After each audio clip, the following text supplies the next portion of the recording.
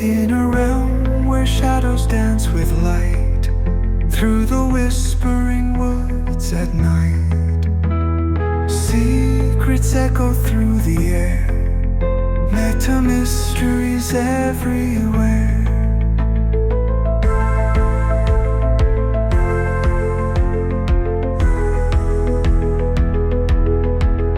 Voices drift on winds untamed, words like spells that can't be named. Close your eyes and feel the sound, journey where no bounds are found. Open doors inside your mind, leave the ordinary far behind.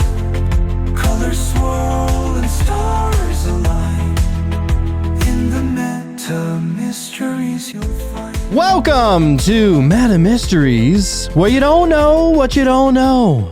My name's Jonathan. I'm Sean. And look, before we get into the show, we just want to announce that this will be the second to last episode that you will be able to listen to on the Meta Mysteries audio, whether it's on Apple Podcasts or Spotify, wherever you're listening to it, only audibly.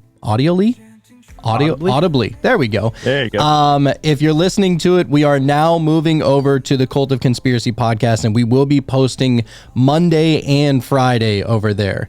As many of you know, Cult of Conspiracy is my OG baby, and so we're trying to turn it into just a vast network of perspective and just cool things to talk about. Already over there, we have obviously the Cult of Conspiracy, we have Cosmic Peach, we have Strange Brew, we're just now getting Deplorable Janet on there, and of course Josh Monday. So we have the Josh Monday Christian perspective that is coming out on Wednesdays and Sundays if Christianity is more of your flavor, or maybe you're just interested in learning a little bit about the good book, or if you want to get meta as a motherfucker, then where you go is to the Cult of Conspiracy. Our episodes will be released on Monday and Friday. Also, what we have is on same day of release on Monday and Friday at the Cult of Conspiracy, we will also be releasing those episodes on YouTube, and you can find those episodes on YouTube. It's youtube.com/metamysteries. And that link is down in the show notes if you want to go check that out. So if you'd rather watch it on YouTube, it'll be available over there. If you'd rather just listen to the podcast, you'll be able to go and follow the Cult of Conspiracy podcast. Check us out over there Monday and Friday for the Cult of Conspiracy and YouTube. But if you want to listen to the show literally an hour after we're done shooting, then you go to patreon.com/metamysteries. That link is also down in the show notes. It's also the best way to be able to support the show. And over there, like I said, you get the shows way in advance. So I think we're going to be posting like 4, 5, 6 days in advance, sometimes even a week in advance. If you want to be able to get them as they release, patreon.com/metamysteries is the place to be able to go there. It's the best way to be able to support the show. It's completely commercial free over there, which I know is a big deal to pretty much everybody. And also, if you sign up for the Wonder Wednesday tier, you will have access to join us live at 9 p.m. Central on Wednesday nights. And we usually go for a couple of hours. Sometimes we get a guest. Sometimes we just got a cool topic. But you can come in and listen and hang out with us live. You can ask us anything you want. If you have a story that you want to tell, maybe it's a paranormal story, or you want to talk about whatever kind of experience you have had. I don't care if it's a psychedelic trip. I don't care if it's a near-death experience. Maybe you learned some special type of witch's brew. Bring it on Wonder Wednesday. We would love to hear all of these stories. Maybe you don't even have a story. Maybe nothing is even that crazy, but you're just looking for your people within this magical and spiritual and occult realm. Then you come over to patreon.com/metamysteries. So yeah, we appreciate everybody who has already joined us over there so far. Oh, yeah, and I know all of the one will be there, but to all the cult members that clicked on this by accident, welcome to Meta Mysteries. Welcome to that rabbit hole you love diving into. But anyhow, just wanted to make that known. So this will be the second to last one. So if you want to continue listening, all those other ways will be the way that you can continue to follow and listen and join in on the journey. So anyhow, with all of that business out the way, we would like to welcome our guest, Alex from Occult Folk Podcast. Welcome to the show, my good dude. Dude, thank you so much for having me. Really appreciate it. Of course, dude. It looks like we get into a lot of the same stuff. We've actually had a lot of the same guests, and so I'm really looking forward to kind of seeing what you've stumbled upon and kind of just see where this goes. Oh, yeah. Absolutely, man. I mean, if you could you let the one, that's what we call our listeners, could you let the one know a little bit about yourself, and kind of like the direction of your show, maybe talk about some of the concepts that you've gone over and just what you're interested in, like moving forward? Yeah, honestly, I'm just a musician in Texas that kind of interested in things of the unknown through weird tragedies in my own life. But after that kind of stuff happened, wandering and kind of stumbling upon podcasts like y'all's kind of like shoot you into like a totally different direction and like opens your entire world towards this kind of thing. And it's all super fascinating. So I immediately you want to talk to a bunch of people about it. And usually the people in your immediate life aren't those people, Right. 100%. Especially when you live in Texas. And so that kind of led to the idea of a podcast, and that honestly bringing certain people on and exploring different topics is something that I really enjoy. Just like thinking about things that aren't often talked about and just brought up in everyday conversation. Oh, dude, those are the best. Whenever you feel like you're discovering a rabbit hole that you didn't even know existed, those are the best kinds, and I always thought, to be honest with you, I was always interested in pendulum work and tarot cards and this and that as far as spiritual aspects, hunting for ghosts and looking for Bigfoot. I always thought that they were cool, but I always thought that they were just a little taboo. I thought that people were just kind of not necessarily faking it, but I just thought it was more of just a thing you did for fun, not to necessarily be taken too seriously. I also thought that about the Ouija board for the majority of my life. I always thought it was cool. And really the only reason why I ever thought it was that cool was because I thought it was, everybody's like, oh, it's too edgy, it's too scary. You got to look out for the dark energies that are going to come through the portal that you didn't even know you opened and stuff like that. And I'm just like, look, if somebody's scared of it, that kind of makes me a little bit more interested in it, to be honest with you.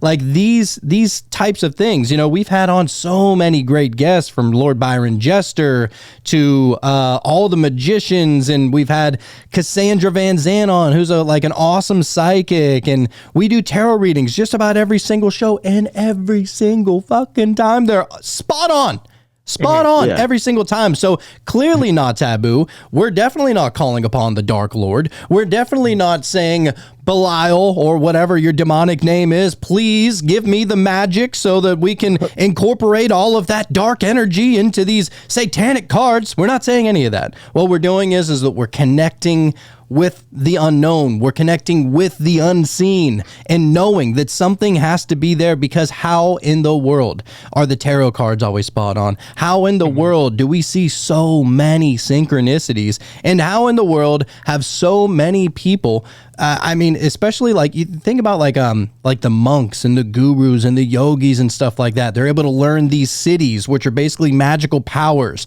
that, whether it's levitation or creating a scent in your hand or whatever the case may be. I don't think they're full of shit, and I also don't think they're satanic. So what's that all about? And I think that just over here in the West, I don't even want to just say America. I think it's mainly a Western thing.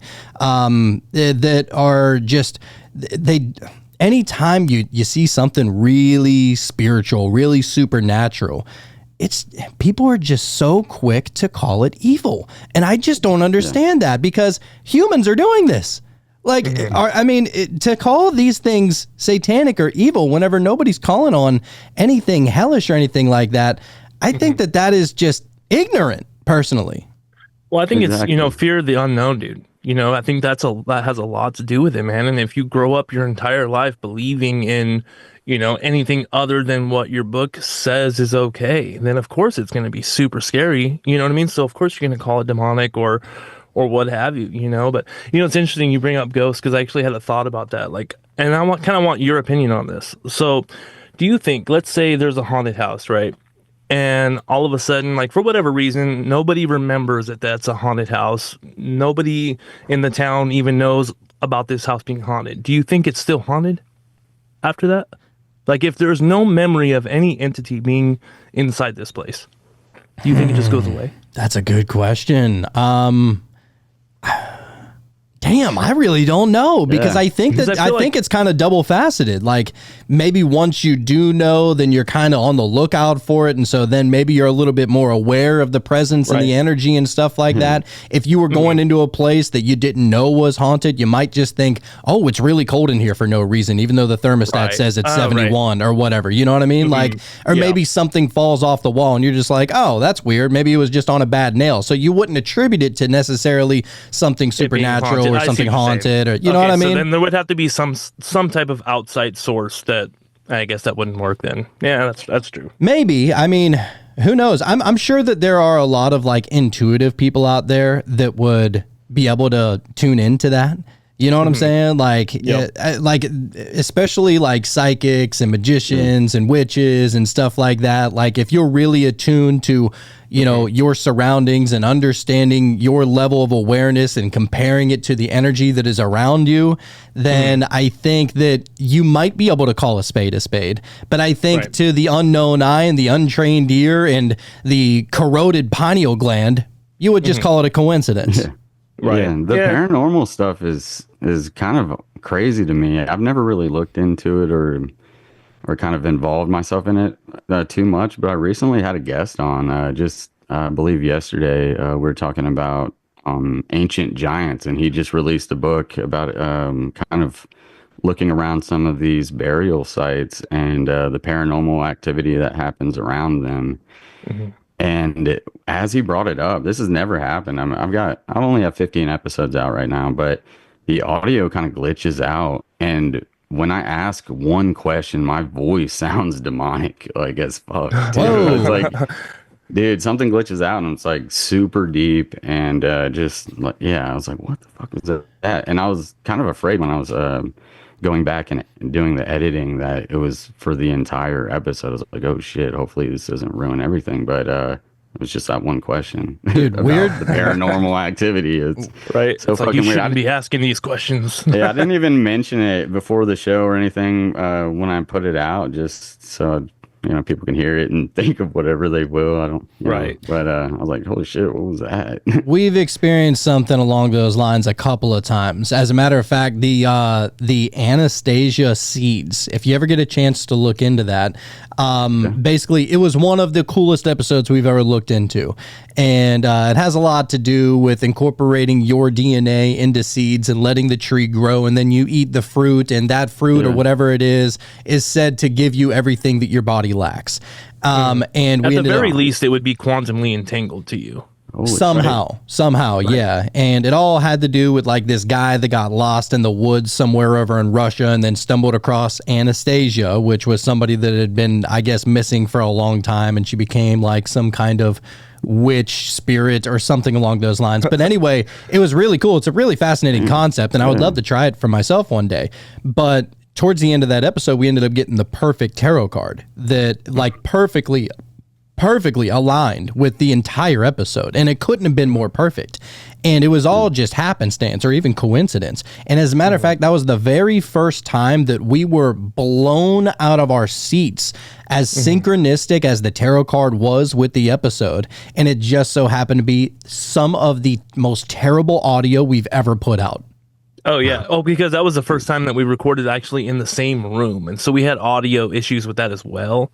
But yeah, that was definitely a trip, because we usually use the Rider Waite, or at least nowadays. But back then we were using like a cheap deck from Five Below, and so that. Oh, dude, I went and got me one of as those well. decks. I went and got me one of those Five and Below decks because of y'all. Right. Yeah, yeah, and So, that yeah, had the a little hand in it keychain one because too, man. the imagery for the Five Below was just made it even more spot on for the Yeah. synchronicity that we had with that. It was Holy crazy. shit. And so much so that we actually stuck to that specific deck for the longest time because we thought that that deck was extra magical ever since that, and it just I'm kept on pretty sure happening. that's why I got it. Yeah, I mean, and I think what we've learned is that it's magical if you know that it is. It's kind of like the reason why we're using the rider weight is because we know whenever we're pulling a card, it doesn't matter. I don't care if it's a deck of regular cards, just playing cards. Like there's going to be something magical that happens with these because we know that we're going to. Like we have accepted that there is unseen forces that are somehow I don't want to say manipulating the way the cards are shuffled, but call it whatever you want. Like for some reason, doesn't matter what card or what deck you use, it's just always something magical. And so we've actually started working a lot more with the Rider Waite deck, which is the traditional tarot deck. And mainly because we want to understand the symbology and everything that, you know, the creators of at least this version of the tarot we're trying to portray. It's the most common one. Although, like, whenever it comes to tarot cards, I mean, some people believe that it dates all the way back to Thoth and certain leaves and stuff like that, like way back thousands of years ago, which I'm actually pretty inclined to believe that they were doing something along those lines, especially whenever you get into like, dude, they were reading tea leaves way before that, right? And this is on these were on leaflets, like these cards. Now, it wasn't necessarily like, you know, the Queen of Swords or the Ten of Cups or anything. I'm sure there was some kind of symbolic thing that was going on. Yeah, the magician and all that, right? Well, I think a lot of that, well, even like one of the creators of that Rider Waite deck, he was like a Christian mystic. And like when you kind of get into like the judgment of, you know, people like looking at this type of thing, you know, in a negative light, I think something that often gets missed is the intent behind it. Like you guys you're having fun with it. It's all positive. And I mean, that's the way I look at it too. I mean, oh yeah. Yeah. I mean, I think that if it's always going to feed off of the energy that you're giving it. And so if you're looking into it like it's evil and it's going to open up a demonic portal, that might be what happens. I really don't know. I mean, we're talking about away from it. What we're talking about is the force. It doesn't give a shit if it's good or evil. It's just the force. It's just the one. You know, there is, I mean, it's all the same thing. And so if you're inclined to believe that it's going to be something positive, if you know that it's going to be something magical, if you know that there's going to be anything supernatural going on with it, then maybe that's going to be the outcome. Because how many times, I don't know, did you say that you were raised Christian? Originally, yeah, it's kind of how I was raised. Okay. I think most people definitely were. I mean, definitely if you live in the United States. But I would say that, you know, how many times back whenever you were still, you know, going to service on Sundays, or maybe you just open up your Bible app, or you open up your old King James version or whatever, you open it up to a page and it's like, oh my God, that verse was it was so perfect for me to read at this exact moment. This specific verse, it could just be one sentence, and that's all you needed. You knew that God was speaking to you in that moment, right?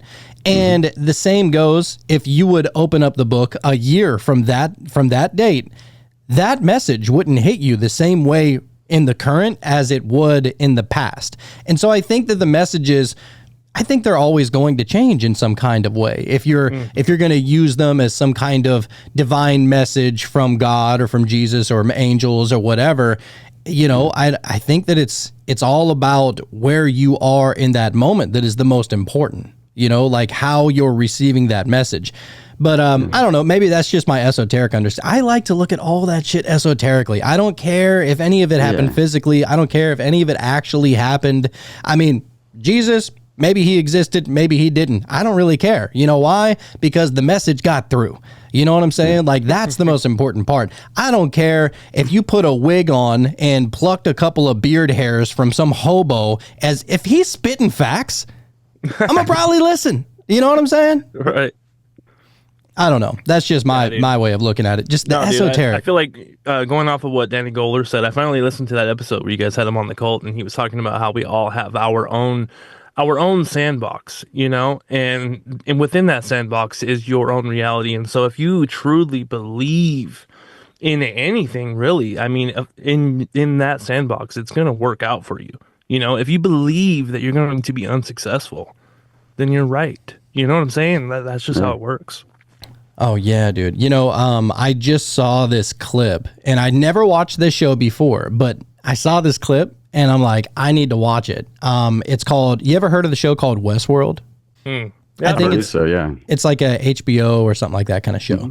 And there was a scene in there when this guy, he goes up to this. I don't know anything about the whole story arc, but in this one scene, he goes up to this chick, and he goes, what are you staring at? And he goes, just those two women over there. They were like laying in some lawn chairs or something like that. And she was like, you know, everybody just hates each other. Nobody gets along. Everybody keeps to themselves. Everybody's just looking at their phone, totally oblivious to everything that's going on around them. Like, look how sad and miserable they look. And he goes, well, I want to let you in on a little secret. This world is not what you think it is. This world is a lot more magical. He goes, just play a game with me. And if you play this game and you don't like it or you think that it doesn't work, then you never have to talk to me again. But I want you to play this game. He goes, think in your mind, picture those two women that are not talking in those lawn chairs that are sitting right next to each other. He goes, picture them getting along and enjoying life. And see what happens.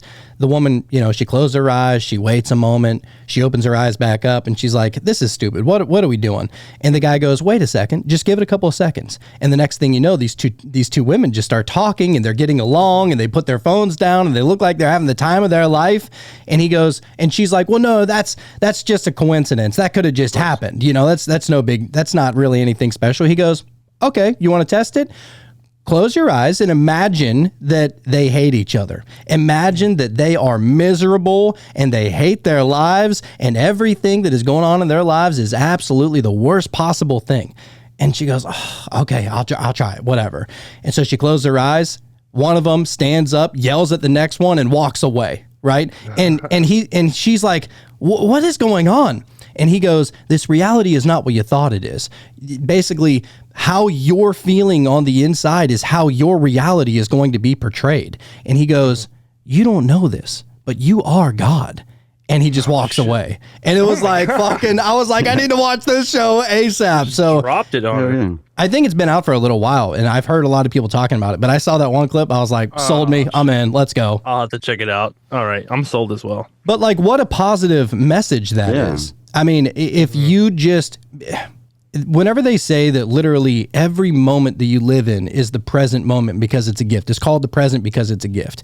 And how you're literally, how you feel on the inside and your perspective to the outer world, your outer world is somewhat a mirrored image. This is a lot of like what Optimus Banks talks about. Yep. Your world is basically a mirrored image of you in a sense. And you can look at that esoterically, you can look at that philosophically, you can look at it literally. I think it really doesn't matter, to be honest with you, as long as you can understand that the outside world and you are not separate. That's where the magic really begins. I think that's really where it happens. Yeah. I think people are like not understanding like their true potential, and something that is in the Bible is like the kingdom of God is within you, and that is something I had never believed until I left the church. You know how crazy that is? Like, right. I never believed that when I was like going to church every day, learning, you know, Bible study, all that stuff. But when you kind of leave and kind of gain like a total not a total, but you're starting to gain more of an understanding of what everything is. You do start to realize like your own potential and what is actually within you and how powerful that is. Oh yeah, dude. Yeah, it's pretty crazy once you start changing your perspective. Now, it can't be on specific things because you might see something special on that one specific thing. But if you're not looking at the entire world from that kind of perspective. If you look at, I don't know, some hobo on the street or somebody that is a different color than you or a different sex than you, and you're judging that, like, how silly is all of that? Like, and conversely, I think people are so silly in every, I'm going to be real with you. I have 100%. not saying that I'm cashing in this card, but I do want to say that I do have a mixed kid. And he's half white, half Brazilian. Not saying that gives me any right to say what I'm about to say, but I don't give a shit. I think, with all due respect, afterwards. With all due respect, I will say that I don't think race matters, bro. I like people that are so obsessed with their race or anything like that. I don't care if you're white, you're black, you're this, you're that. It doesn't matter because you probably weren't that in a past life. You know what I'm saying? Right. You probably weren't even, if you're a male, you probably weren't a male in your past life. If you're a female, you probably weren't a female in your past life. Stop all this kind of division. People are just so quick to pull this card or pull that card. I'm like, bro, you are a fucking energy. That is what you are. Like, understand that. This is a costume that we are wearing. This reality is not who we always are. It is as temporary. I'll say it's actually less temporary than a fart in the wind. So right. In the grand scheme of things. If you're so connected to this egoic portrayal of who you are in this life and it's all that matters, that's fine. Whatever. Do you. Yeah. But I think that the more spiritual you become, the more you understand that there is no difference between me and you and anybody else. You'll start to just look at all of the racism and the sexism and the classism and, oh, you voted Democrat. Oh, you voted. It's so redundant. These are all facades. These aren't real. You know what I'm saying? So whenever I see people like that, I'm like, bro, please let me give you a past life regression. Please, just let me do it. Just please. I will do it for free. Just let me do it. You know, just got to get them one time. Pull your head out of your ass. I need you to do that as soon as you can. For real, man. They've got people wrapped up and brainwashed through practically every aspect, I feel, of society. And, you know, from, you know, what you eat, drink, what you consume on TV, your phone. I mean, man, they really got people wrapped up. Oh, and that's on purpose. It's 100%. Actually, if it wasn't so evil, it'd be one of the most brilliant schemes that I've ever seen. Like, whenever you think about how easy it is to manipulate and divide the masses, well, if you are the top 1% of the top 1%, isn't that kind of exactly what you want? Because keep them fighting against each other. That way they'll never come after us. You know what I'm saying? Like, that's how they think. It's like...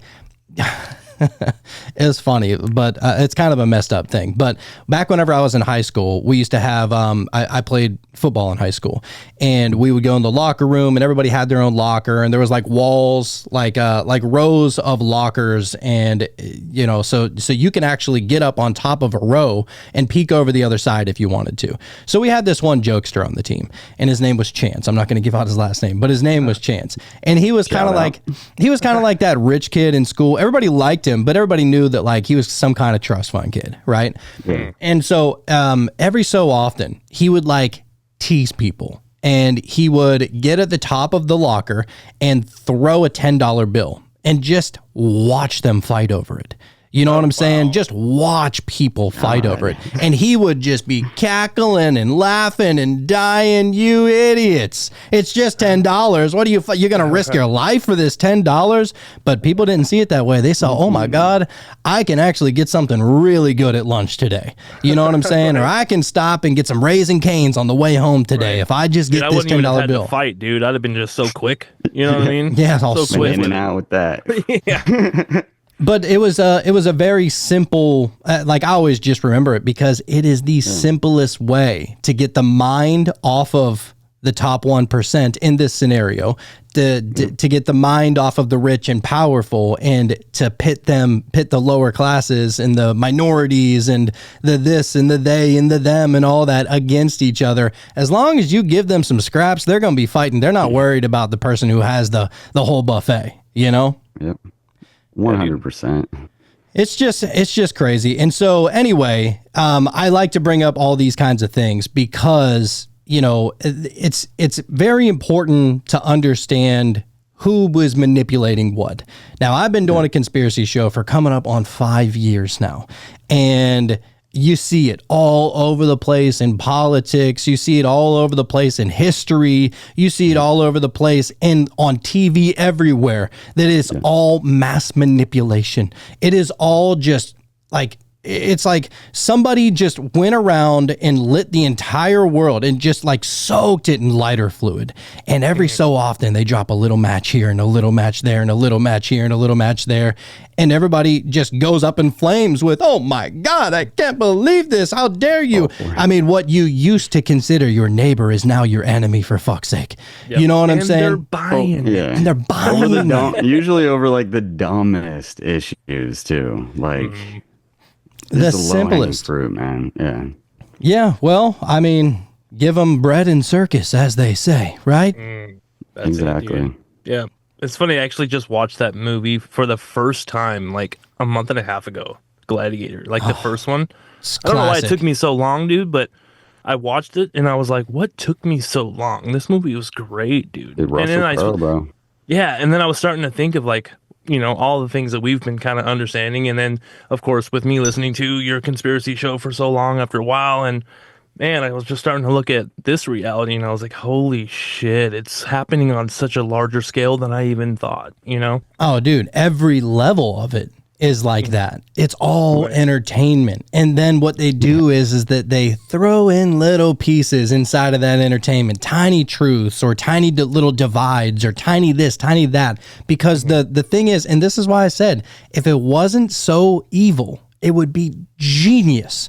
Because they've found a way to be able to entertain you while also manipulate your mind, while also manipulating your mind, right? And so it's so crazy. Like I find it so hard to watch a movie nowadays because I can just spot them. Like I hardly even enjoy it. You know, I mean, I still am a super Marvel dork. I see it all over Marvel. It's always race. It's always sex. It's always this versus that. And I'm just like, can I just watch Black Panther fuck somebody up? Can I just watch this? Why does it have to be so politically infused? You know? Yeah, I've been getting that way more and more, man. Like if there isn't something that's actually going to have some type of intellectual or spiritual or just realness to it that's going to make me really feel something and I'm going to get something out of it, you know, as opposed to just watching something where they're just guns blazing, explosion, that's the end of the movie. You know, it's like, I don't know. I need something with some real substance, you know? Yeah, it's been extremely hard to find, you know, anything like that that's worthwhile watching, like on actual TV. I honestly got rid of all of it. Good people for think you. I'm crazy. I'm like, man, I really just don't enjoy it anymore. You know? Yeah, it's hard, dude. Like and they take away the best shows. You know, and they say, well, it didn't get the ratings or it didn't get that many people. I'm like, bullshit. This show was on something. You didn't want to get OA, aren't you? The OA, I dude. knew it. How is there not 19 more seasons of that? I just will never understand. Yeah, I'm not sure I know what that is. Oh my God. Like as soon as you get off of this show, go on. Well, maybe you can bum somebody's Netflix, but I mean, I might do a Netflix, but like the actual like, you know, TV subscription, that whole thing, like the sitcom shit, you know. Oh yeah. Well, on Netflix, they have this show called The OA, and they stopped making it like a couple of years ago. And dude, it's all about basically like these parallel realities that it's kind of like quantum jumping, right? Like if you die in this life, then you are reborn into another life. And this woman, you know, she was kind of proving that. She was jumping from reality to reality to reality. Nobody believed her. Everybody thought that she was crazy until she was finally able to prove it time and time and time again. It is fascinating, dude. Like it will tickle your spiritual pickle till completion. That's just the way it is. There was only a few seasons, right? Like two or 3 I think two seasons. 2 seasons, yeah. They were getting too close to the truth or something. You know, we can't have this shit. It's kind of messing with our, you know what I'm saying? Well, and what's fascinating about it is that they went to Netflix went to the creators and they said, hey, can you just like round it all up, and because I guess that the creators of the OA, they wanted to make it like several seasons, right? And so they went to the creators of the OA and they said, well, you know what, instead of just doing all these seasons, can you just make one movie and close it out? And they were like, no, like either we continue with the seasons or that's it. And they're like, we're totally fine if we need to wait 10, 15 years to get back to this. We'll wait 10 or 15 years because shows have proven that you can do that. Sometimes certain shows, older shows, will become like cult classics and then they bring them back, right? That's happened a few times. So I think that that's really what they're waiting on. I mean, I'll be around. I'll be waiting because that show that's like Black Mirror level shit. Like how awesome it is. I think you'd have to have at least a little bit of an open mind to watch that, because that's like suggesting like reincarnation or other universes or other, dimensions and things. So you actually think about something instead of watching somebody throw a drink in somebody's face. It's dude. Yeah, a lot of that, a lot of that kind of stuff. That is what fascinates me. Like, I'm sorry, I don't need another detective show. I don't need another hospital show. Somebody being murdered. I don't need another romance movie. I don't need any of that. Like, I've seen all of them. They're so predictable. I'm like, give me something that I can't predict, which is why I love Black Mirror. You can never guess. You can watch the first half of the episode and still have no idea about what the outcome's going to be. I still think about that one episode where he has to like go and test out this game where it's like a virtual reality, but it's like super realistic and it like plays on all of your worst fears. Yes. Like just that episode alone just gets me, like the end. Oh my God. Dude. Oh, dude. How about they got a new season coming out next month? I heard. Let's go. Yeah, I'm ready. That's the type of shit I need in my life. Yes. Let this show go and I don't even know where it's going to go. You know what I mean? And just surprise me at the end. I don't even care. I don't want to be able to predict it. I'm not going to lie. Whenever I saw they had Miley Cyrus on an episode of the last season they put out, I was like, oh, come on. They're getting too mainstream. I don't want it to be too mainstream. Like, this is a awesome little pocket of sickness. And then I saw the Miley season starring Ellen DeGeneres. Oh God, Tom Hanks. Tom Hanks, yeah. Throwing in some of the real like. Would you still watch it, Jonathan? Yeah. Tom Hanks. I mean, be real. Be real. Yeah, I still would. I still would. I know. Fuck it. y'all seen the new Pinocchio? Oh yeah, Tom Hanks is he does Geppetto. that fucked up voice. I watched it for like 5 seconds before I had to. Yeah, he started doing like a weird accent. I was like, man, Tom Hanks is he's gone, man. Go be Woody, bro. That's all you're good at anymore. Lost to the game, Yeah, well, and some people don't even believe that he's alive anymore. So really, that's a new one. Yeah, because his brother like sounds almost just like him, and they've also done like they'll put his brother on like a green screen and basically play some of his parts, and dude, you wouldn't be able to tell. Like it is so close that you wouldn't be able to tell. No. But there are certain people like that not to turn this into a conspiracy episode. Big Mike. Oh God, don't get me started. I don't like bringing politics to this episode. I don't want to, or to this podcast. But yeah, it's just to let everybody know, if you don't know already, if you don't know already, the world is a stage. William Shakespeare said it. None of this shit is real. So whenever you think that something is real, you have a lot of faith in a specific person that is in the media that you're never going to say anything to. They will never know your name, but you put so much, energy into watching them or following them or listening to them. Just don't, because 9 times out of 10, just wasting energy, dude. 9 times out of 10, you don't want to meet your heroes because who they portray on TV is not who they are in real life. That's just the cold truth about it, and it's unfortunate, but also at the same time, it's pretty awesome.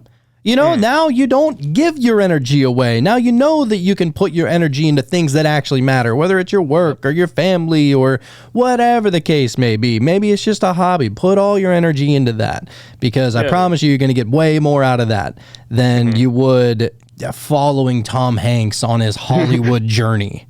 Yeah, dude, you learn that the world is a stage, then you start writing your own script. You know what I mean? Like, might as well at that point. Preach, my brother. Dude, even like Manly P. Hall brings up interesting stuff about Shakespeare, even kind of being fake and gay with the whole just people writing for basically for him, like, or Oh yeah, said to have ghostwriters. written for him. Like, have you ever heard of Francis Bacon?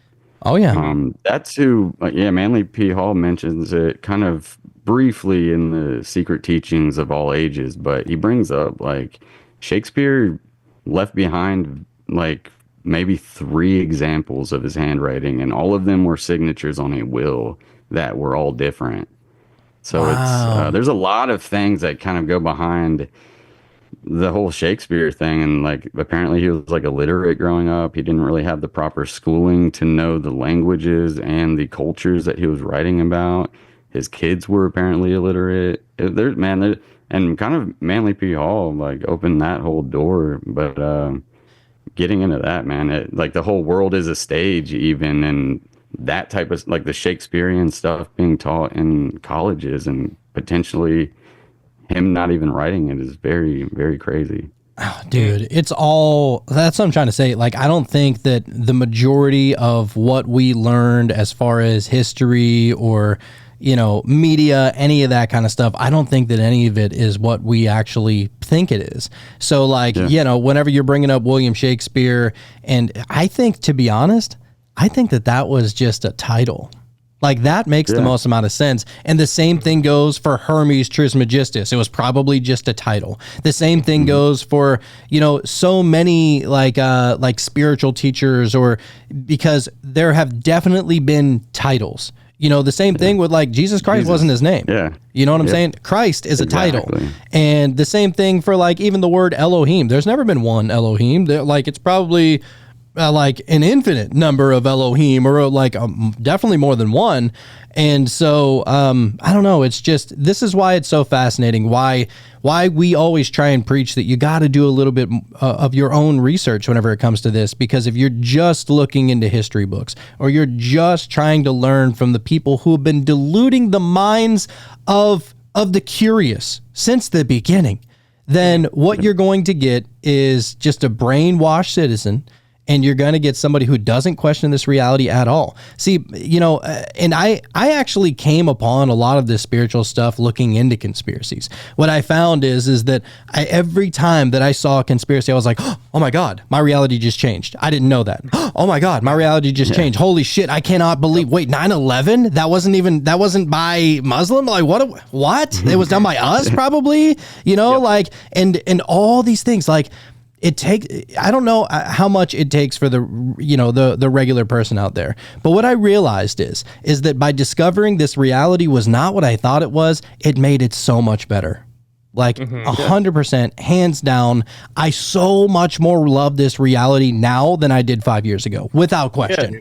How many times do you have to have a paradigm shift before all of a sudden you have that awakening to like, oh, like you said, the world is a stage and nothing is like what you thought it was, dude.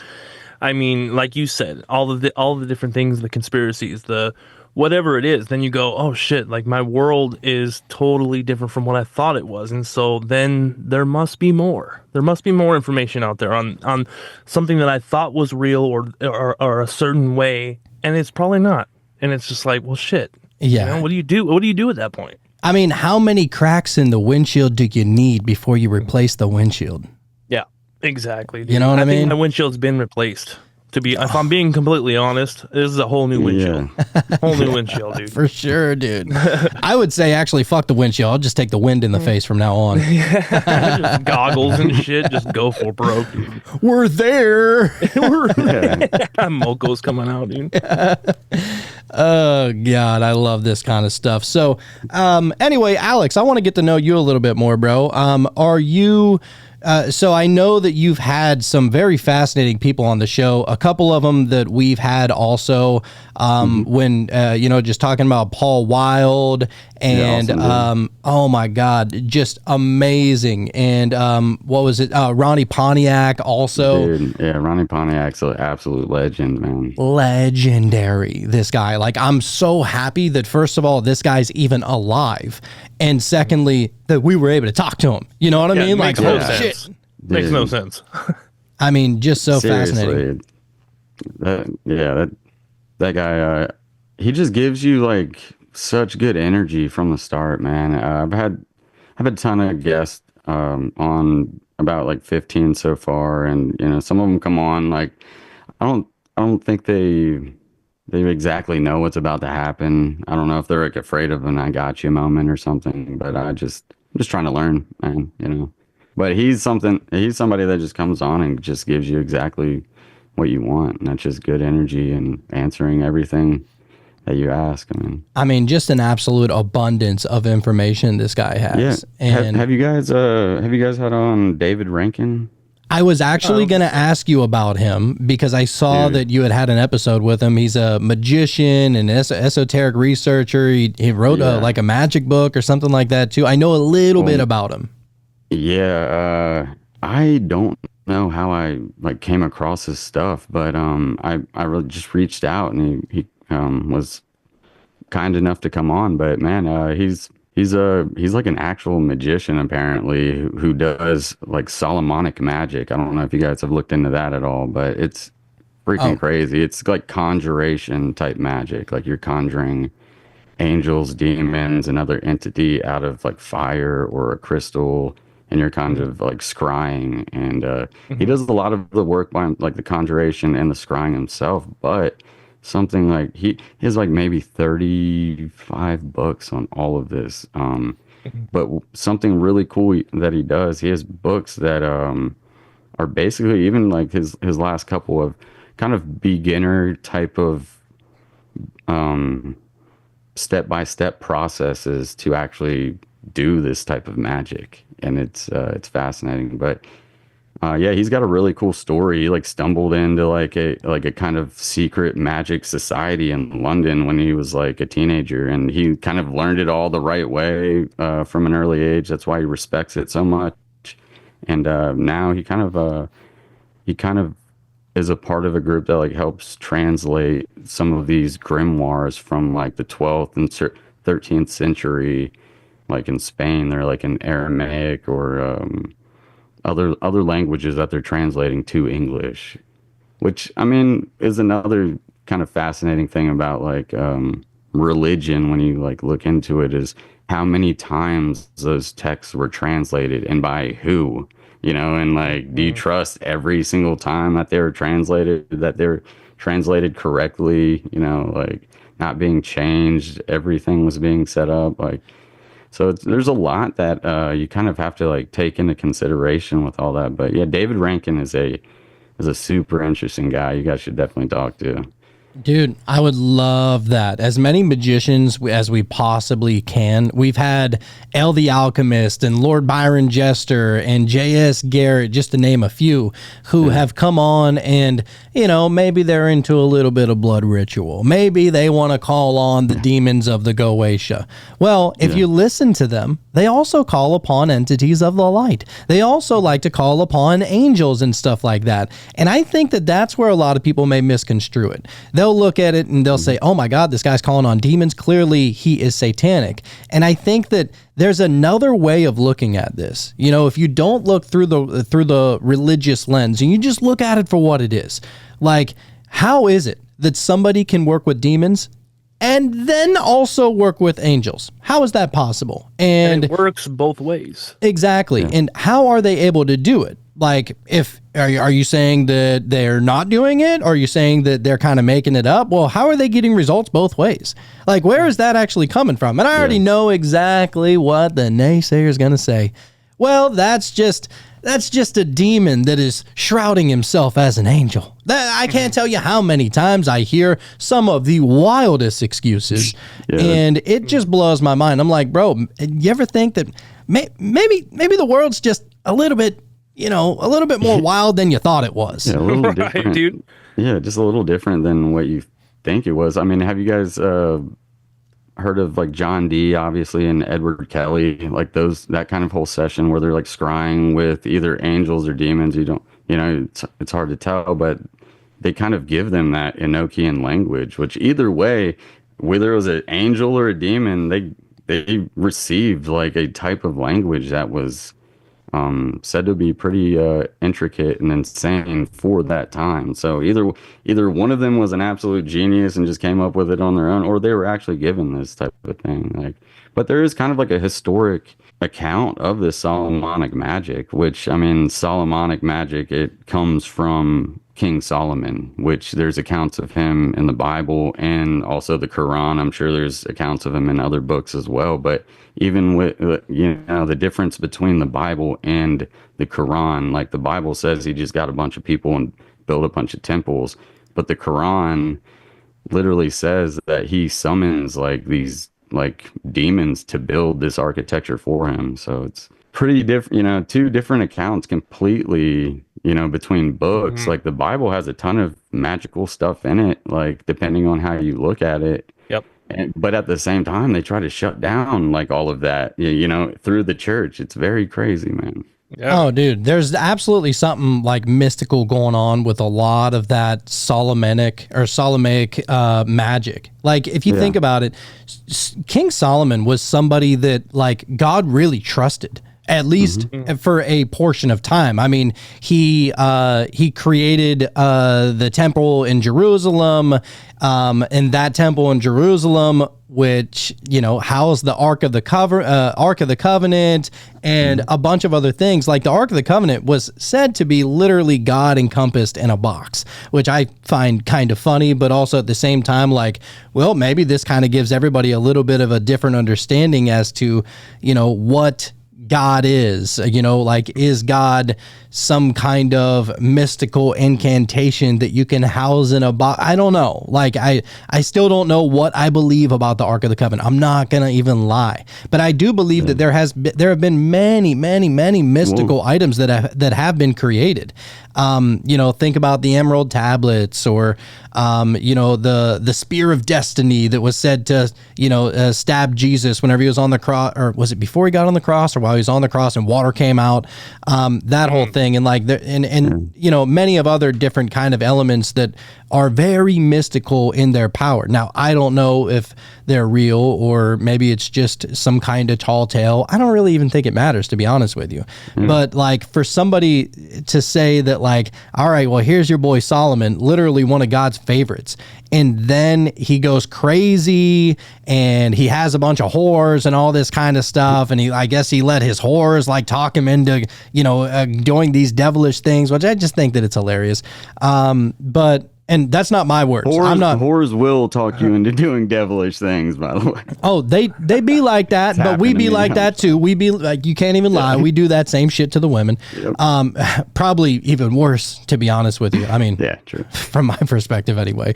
But I just think about like Solomon, and then a lot of the magic and a lot of the symbols and a lot of people that are using magic that really learned from his craziness. You know what I'm saying? Like, was he crazy, or did he kind of just go a different path?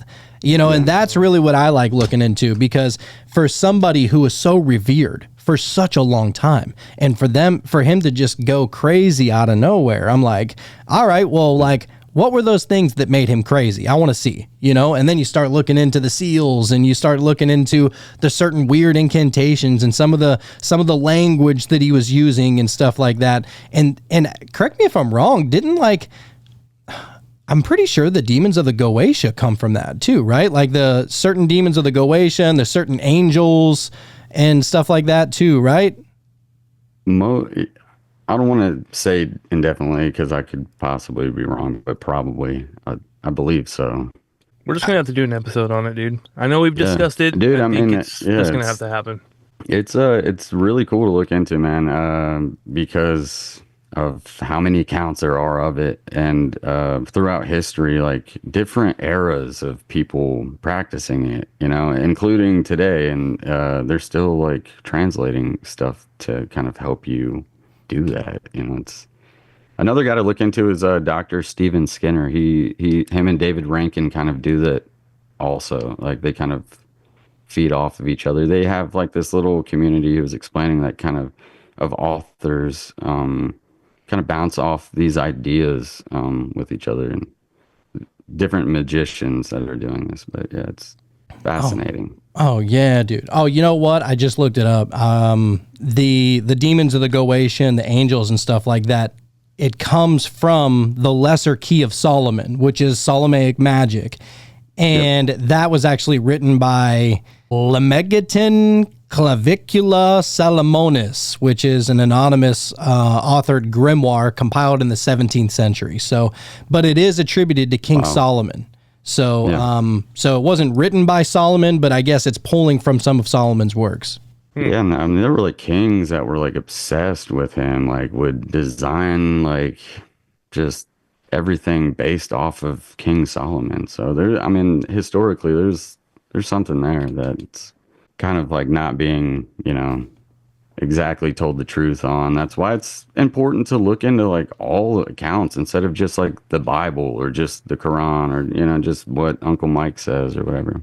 Yeah. Yeah, no doubt, dude. I just love all that magical kind of stuff because, and some of it is like a little out there. I'm not going to lie. Like some people really do be lying about their shit. Like I can't see, I lived in Louisiana for a long time and I can't tell you how many times I went down to Bourbon Street for Mardi Gras and all these other times where there's all these tarot readers that are literally there. They probably don't have a fucking clue what the magician card actually means. But if they pull it, they're going to tell you some tall tale about what they see in your future and where you came from in your past. And not saying they're all full of shit, but they also know that New Orleans is known for this kind of stuff. So they can fool some unsuspecting fools. You know what I mean? Yeah. Like for somebody who is at least somewhat well versed in tarot or magic or witchcraft or any of that kind of stuff, you're not going to go pay some woman that is set up at a table, especially during Mardi Gras,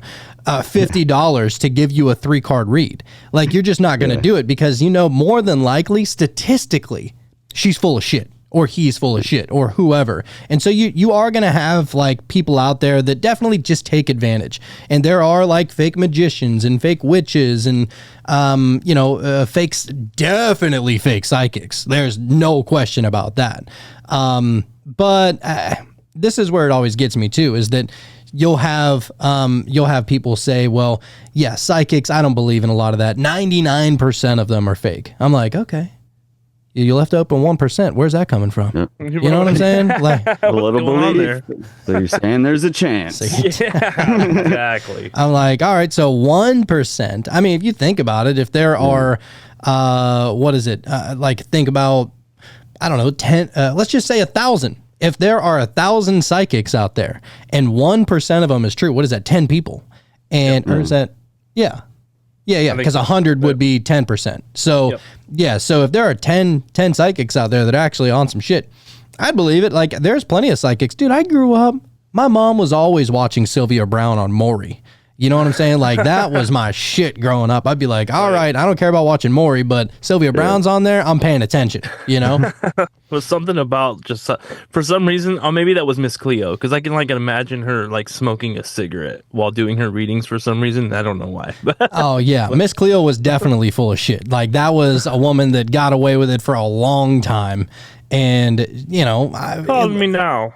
I called me now, child. She didn't. Yeah, it wasn't even her real accent, which was hilarious. Right? Oh my god. Yeah, dude, she was absolutely fooling people.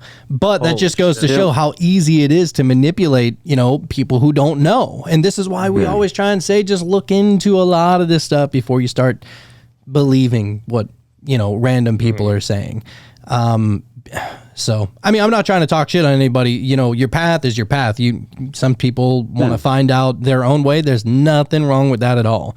But have you ever talked to a psychic before, sir? I kind of had one on the show. She was kind of a tarot card reader.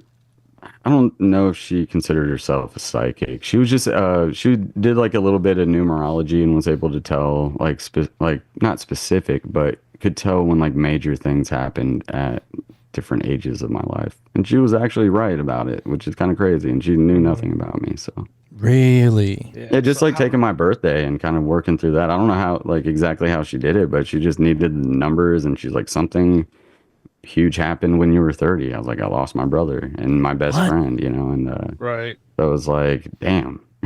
Yeah. So she was spot on. So I mean, with a lot of that stuff, yeah, people are just so quick to judge and write it off sometimes. But even the doubters, like you said, they leave that one little percent, because I think deep down they know that they don't know shit either, you know? Like deep down, we're all just kind of guessing, and you kind of just base your opinion off of the things that you learn. That's why it's important to learn as much as you can. You know? Yeah, there's no doubt about that. Especially before you start judging people on it, you know. That's the one thing. Like people just pick up the Bible and just start throwing people to hell, you know, sending people to hell over it. I'm like, Yeah. bro, back up just a little bit, you know, start to Yeah, I was actually thinking about this today, and I could be wrong, you know, but I feel like that's according to their beliefs. Like they believe you're going to hell. That doesn't mean you're actually going. It's just according to what they believe, you would be suited to go to hell. Yeah, I'm like, so the Bible's been translated so many times. We probably don't even know how many times, at least like 3 or 4. We don't know exactly who translated them. I'm sure they have some record somewhere, but again, you have to trust that they were translated perfectly every single time and they went uncorrupted. So based off of that, would a God send you to hell based off of fucked up translations over a book? And then flawed individuals presenting that to other people, like, man, it's so crazy to me. But again, try explaining that to a Christian that's very involved in the religion and practicing. I mean, that's what they know. That's just their reality. It is what it is. So, and that's totally cool. Like if someone wants to believe in that, that's totally good because it works for them, but back to the judgment thing, that's what gets me. Don't tell me I'm going to hell because you believe something. Like, you know what I mean? Dude, I don't know. It just bugs me. I think about that. I feel bad that I can't remember his name. Maybe it was Brandon something that we had on the show, I don't know, 5-6 months ago. And he had a podcast and he came on. It was like some kind the Awakened podcast. Remember? Yeah, I remember. Yeah. The Awakened the tarot 30 card on that was awesome. Dude. So we were talking to him and trying to get his point of view because you could almost borderline I think he would almost borderline label himself like a Christian mystic, like an open-minded Christian. And so that's what some extra shit going on. Oh, dude, he's looking at all the synchronicities. Jesus was a wizard. At the bare minimum, he was a sage. But, anyway, so we have this guy on and, we're just trying to feel him out a little bit, trying to understand like, all right, so you're not the typical Christian. You're not going to say that everything's evil. You're not going to say that it's all demonic. Let's hear your perspective on certain things. And so he starts going into certain geometric patterns and certain synchronicities. And we're like, okay, all right, maybe we actually got an open-minded Christian here. And we're not judging by any means. But, the judgment was heavy on the other side. So we had talked about how maybe we messed around with a little psychedelic, some mushrooms, some DMT, whatever, right? And we were talking about some of the stories, some of the experiences that we had. And one of the very first mushroom experiences, like the heaviest dose of mushrooms that I've ever done, I ended up, the one, I've heard this story a million times, but I'll just go over it. I ended up like somehow communicating with Elohim. I had never even heard the word before in my life. I didn't know what an Elohim was. And so I wasn't raised Christian or anything like that. Like we would pray, like for Christmas and Easter and Thanksgiving. Outside of that, nobody ever mentioned Jesus in our house. It wasn't because like my parents were against it. It's just we weren't religious people growing up. Yeah. And definitely didn't judge anybody else that went to church by any means. It was just kind of like a, not a spiritual household growing up. Yeah. And so I had told him, I was like, dude, I heard from the Elohim. They were channeling me. I was channeling them, or I was communicating with them, and I heard them that they had like this trumpet voice, and whenever they were announcing themselves, they were all Elohim. It was like a fucking trumpet had a voice. It was the craziest thing. And I was like, what is an Elohim? I don't even know. And so luckily I ended up waking up the next day and I remembered what it was, because normally like on mushroom trips, there's a lot you don't remember because it's hard to even put it into context. It's like dreams, but I realized that I was talking to either God or angels, something very magical, something very mystical, right? And so I was telling him a little bit about the story and everything, and he goes, I said, what do you think that was? I mean, who do you think the Elohim are? And he goes, well, I know Elohim is probably God or angels, but I think you were probably talking to a demon. I'm like, oh, come on, man. Why do we have to go here every time? Always demonic. But why wouldn't the Elohim, if the Elohim is a thing, you know what I'm saying, that the old wise ones channeled or whatever, you know, for that to be a known thing that exists in this reality, why is it when you experience it, it's demonic? You know what I mean? And that's what I didn't really appreciate from that perspective, to be honest with you. Like, well, because I'm not a Christian, I can't talk to God, I can't talk to angels. Like, that can't happen to somebody like me because I'm clearly a sinner who's going to hell. I'm just like, come on, dude. And so anyhow, we asked him before the show, like we've learned to start asking our guests before the show if it's okay if we do a tarot card reading. And to be honest, we were actually kind of like meta mysteries though. It's meta fucking mysteries. We're pulling a tarot by now. Yeah, and so we typically like to ask people because we had to learn the hard way a couple of times actually. We didn't learn the first time. You know, it took a couple times for us to go, you know what?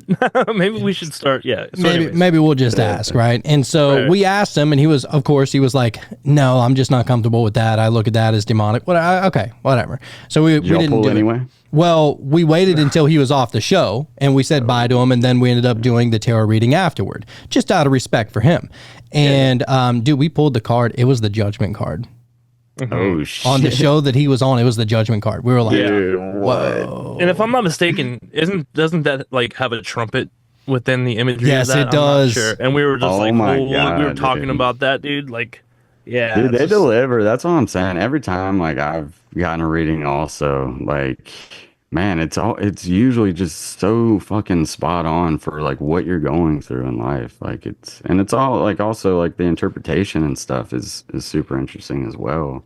Because even within the cards, like the person giving the reading like has their own interpretation of the card, and also that is usually spot on also, depending on the right if you have the right person. But yeah, we've started to try and not have like a little cheat sheet, you know, as far as what the cards mean. We still read them just because it's like sometimes there will be some really synchronistic words in the descriptions of these cards and whatnot. That like, you know, if we would say it, we'd be like, oh, well, now we're just trying to match the show or whatever. So we read it from the book just for that presence of, all right, it's not us. This is the book that we're reading from. But we do like to give out, like, we've started to really like, all right, look at the card. What do we think it's saying? Like, what can we see from this card? Off of the image, you know? Yeah. And it's pretty cool, too, because there was one time where I didn't even...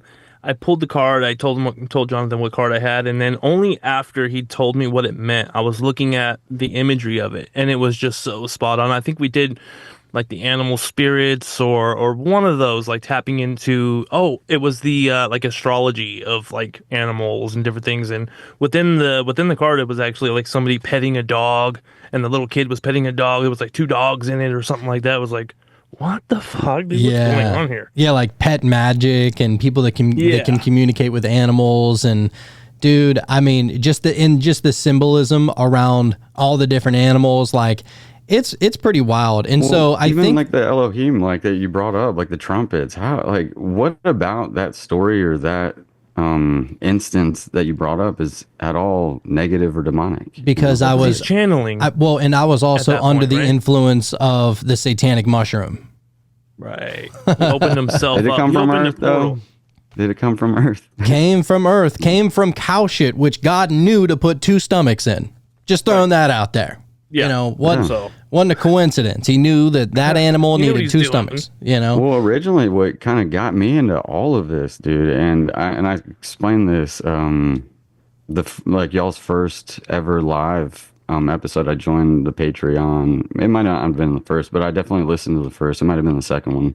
But I came on and told the story, like my brother had passed away. And the next day, me and my older brother, we're driving up to North Carolina to kind of take care of everything. We stopped at a gas station like Arkansas, and I was just going to get a drink. Nobody was even around, and I just heard his voice just say, "I'm sorry," like it was like he was right next to me, and I was just like, "Whoa," it was crazy. It was something that you can't really explain, like when you experience something like that. And at the time, I was like playing guitar at church and stuff, and I just kind of put it in the back of my head, didn't think about it, didn't tell anybody, went on about my life pretty much. And then like 2 years later, somebody that comes out to see me regularly play up here, she was going through she's since passed, but she had a really bad tumor and she was going through cancer treatments pretty heavily at the time. And she came out to see me right before she died,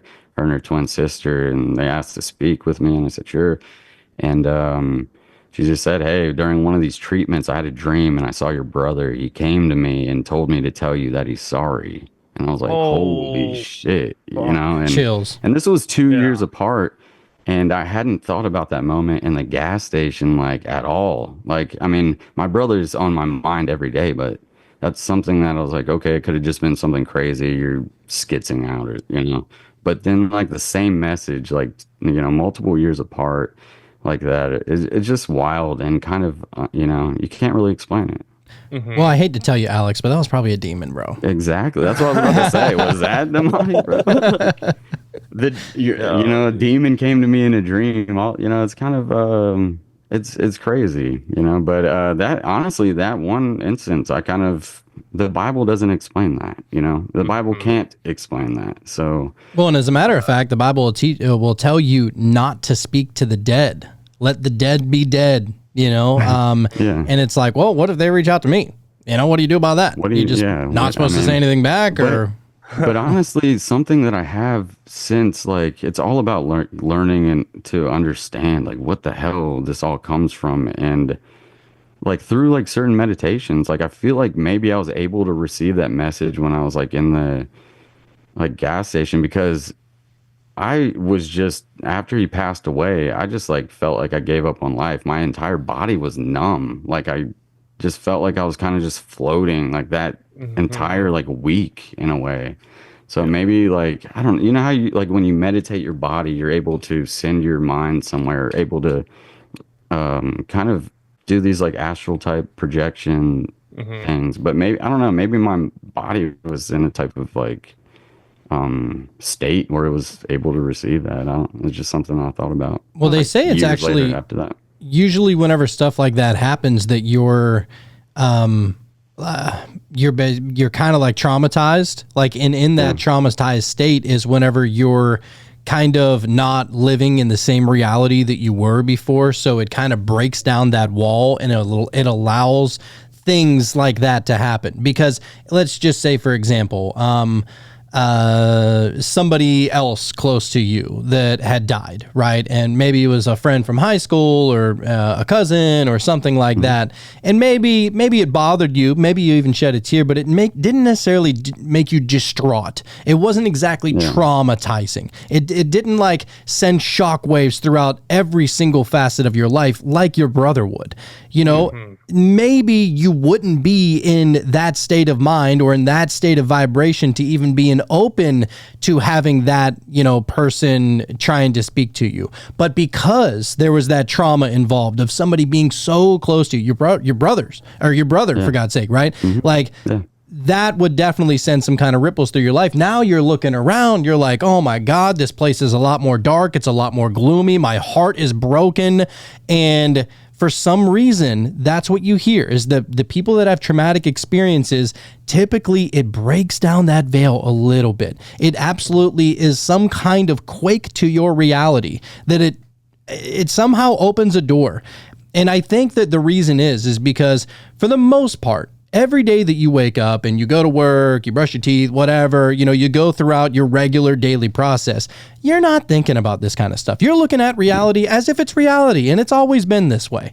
But whenever certain traumatic things happen to you, maybe, you break up with a girlfriend or a girlfriend dumps you or your job fires you or somebody close to you dies in your life. Well, that can be very traumatic, right? And so now you're looking at reality that, that billboard that you pass every single day might even look a little bit different. Maybe now you're looking at that lawyer on that billboard saying, help, you need help in a car wreck? Call this number. It's like now you're looking at that billboard and you're like, fuck you. Like, I don't need you. Piece of shit. Yeah, and so it's basically just kind of like a vibrational reality type of shift is kind of what we're learning. And we've had people on that have had these crazy traumatic experiences, and usually right after these things start happening, just look at the cases of Chris Bledsoe. Like, we bring him up all the time. Holy shit. But that guy had to go through so much in order to be able to experience what he's experiencing right now. And I think that he probably just was going about reality, looking at it like it was regular, like, I know what to expect from this reality, so nothing's going to catch me off guard kind of thing, until something does. And then you don't have a box to put it in. You know what I mean? Like hearing a voice saying, I'm sorry. Where do you put that? And I wonder, the people that wrote the Bible and all this, they're like, hey, people are having these mystical experiences. What are we supposed to tell them? They're like, I just tell them it's demons. Perfect. That'll work. They've done a pretty damn good job of that because, like you said, even Christian mystics will shut it down and call it demonic. What is a mystic at that point? Like, what are we doing? What's the good magic? What's the bad? That's the one thing. The Bible, if they did talk about the cool shit, I feel like people might go back to church, but they would never, I mean, there's probably a lot of real shit in there, but there's just so much of it that could easily be just interpreted in any type of way. So it's like impossible. That person is demonic because he sacrifices chickens, but don't look over here as we sacrifice this red heifer. You know what I'm saying? Right, I'm like, what? Exactly. Like, it's all magic. Like, it's all occult. For thee, not for me. Exactly.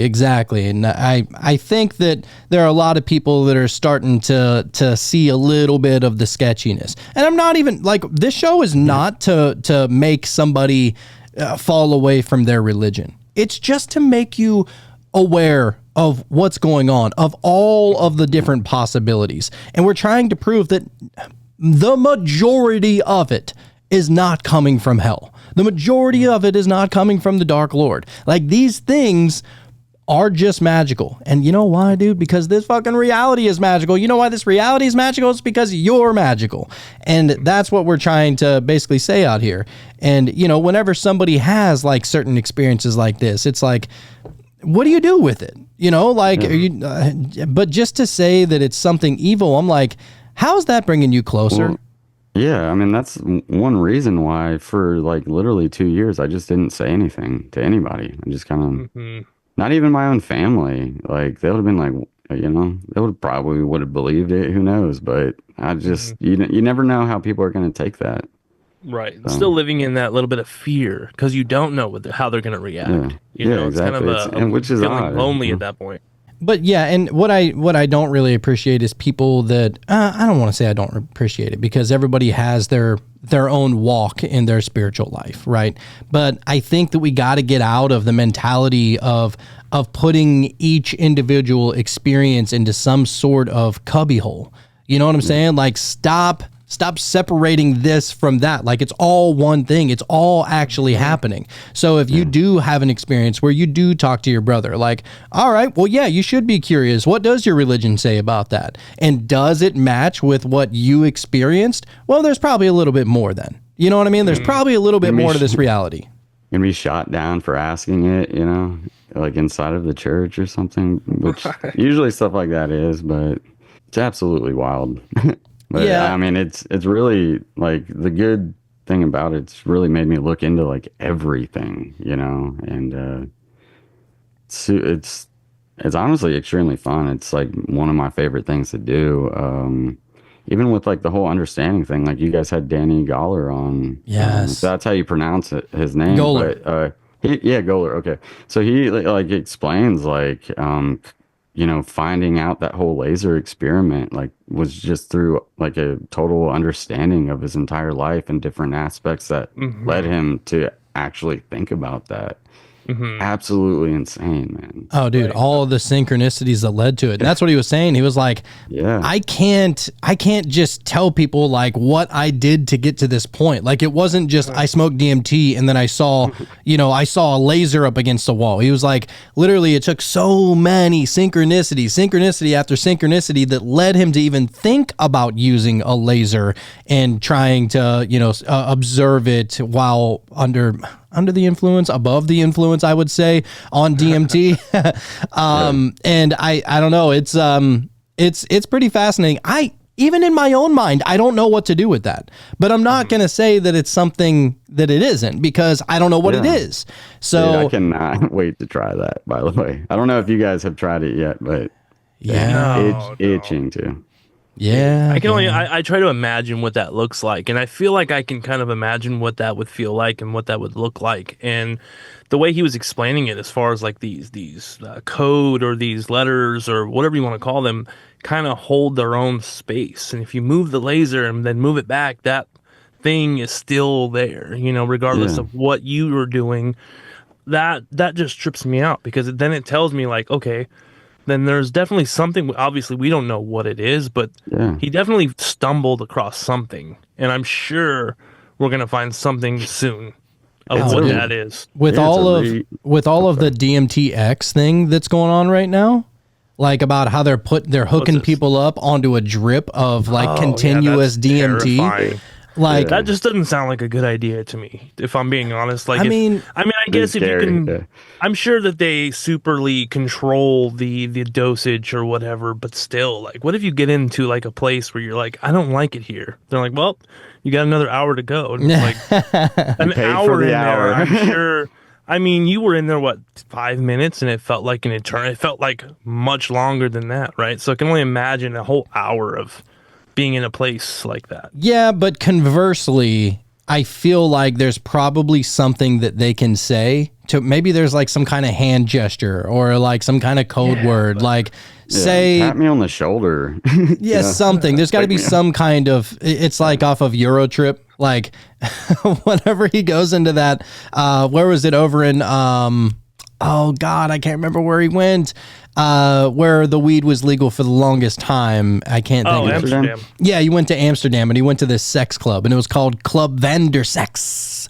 And so he goes in, he's like, all right, awesome. And all the women are all like half naked and, greet him at the door. And he's like, he's all excited and all the women are like all over him, touching him and everything. And the main woman, she goes in there and she's like, if ever the pleasure becomes too much, this is the code word that you need to say and we'll stop. And he goes, yeah, right, stop. Okay. And then they take him to the back room and it's like, they got like this fucking machine gun dildo thing.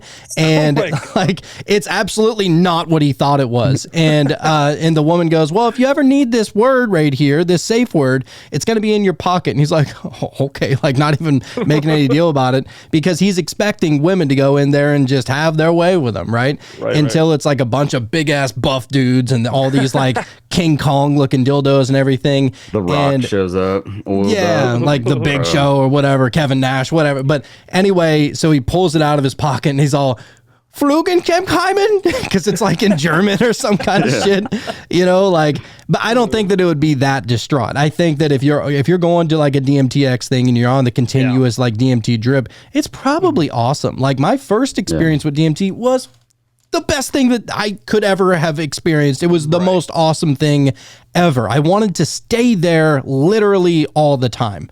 And then I doubled up and, the rest is history. Went to the void and I thought that I killed Earth and all that kind of fun jazz. Damn.